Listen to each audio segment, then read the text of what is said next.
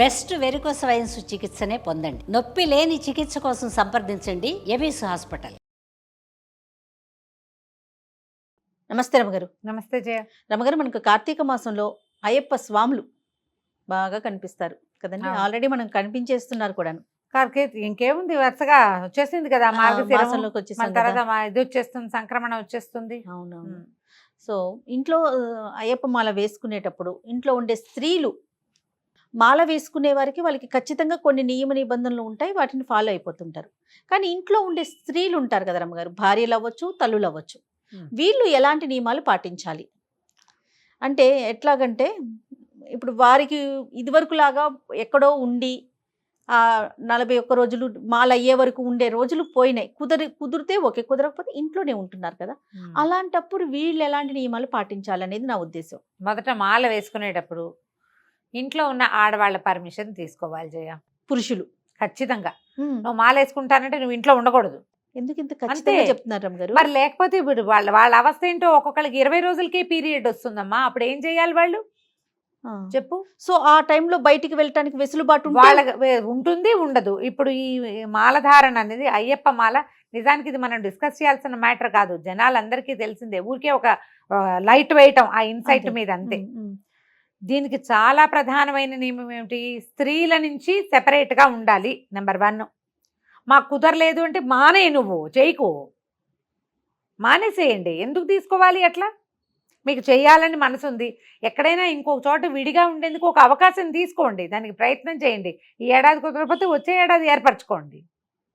ఇంట్లో ఆడవాళ్ళు, పిల్లలు, పెద్దవాళ్ళు, ఆడవాళ్ళకి ఉద్యోగాలు, పిల్లలకి స్కూళ్ళు ఉన్నప్పుడు ఇంత నియమావళితోటి పటిష్టమైన నియమాలు ఉన్న చోట, కఠినమైన నియమం ఉన్న చోట ఆడవాళ్ళు ఎలా ఉండాలంటే ముందు మగవాళ్ళు ఆలోచించుకోవాలి కదా దాన్ని.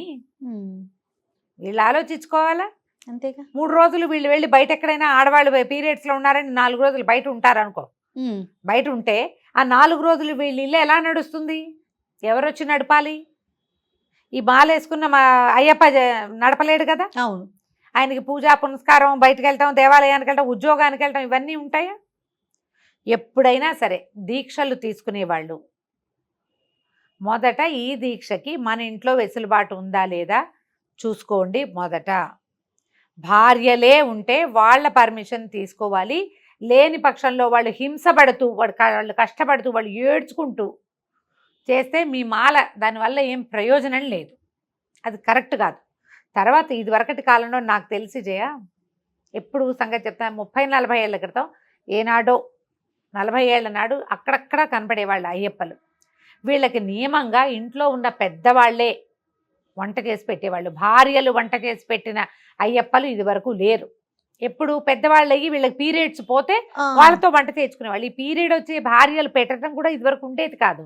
ఇప్పుడు క్రమంగా ఏమైంది, భక్తితో వేసేవాళ్ళు ఎలా ఉన్నా కొంతమంది ఉంటే, ఒక 40-50 రోజుల పాటు ఈ హ్యాబిట్స్ నుంచి పక్కకి వెళ్ళటం కోసం తీసుకునే దౌర్భాగ్యులు బోళ్ళంతమంది తయారయ్యారు.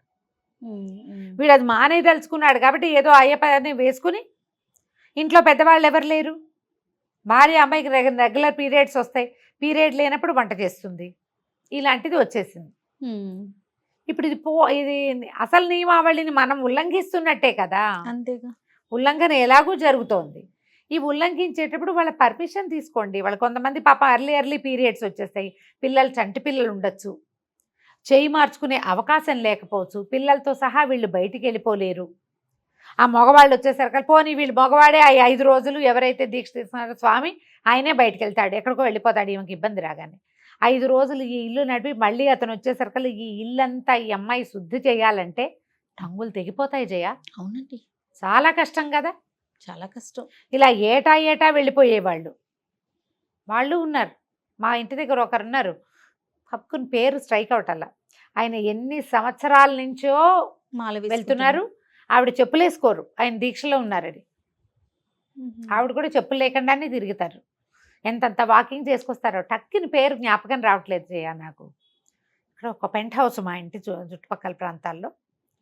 ఆవిడ ఎంత ఓపికగా ప్రతి సంవత్సరం, ఇప్పుడు గురుస్వామి కూడా అయినట్టున్నారు ఆయన, ఓపికగా వాళ్ళ ఇంట్లో అయ్యప్ప పూజలు పెడతారు, పడి పూజ పెడతారు, ఆవిడ పువ్వులు తేవడం అన్నీ ఆవిడే, ఎప్పుడు స్వరూపధారణలోనే కనపడతారు.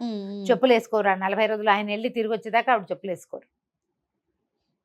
ఇంత భక్తి శ్రద్ధ ప్రపత్తి స్త్రీలకి, ఇంట్లో ఉన్న ఆడవాళ్ళకి ఉంటే మీ మాల సుసంపన్నం అవుతుంది.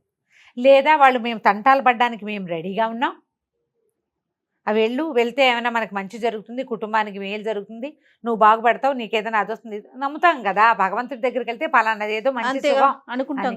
వాళ్ళు రెడీ అయితే సరే. వాళ్ళు మేము చేయమంటే వాళ్ళని ఎత్తి మీద పడేయకూడదు. ఆడవాళ్ళు చేయవలసిన విధులు ఏంటంటే పీరియడ్స్ని జాగ్రత్తగా మేనేజ్ చేసుకోవాలి.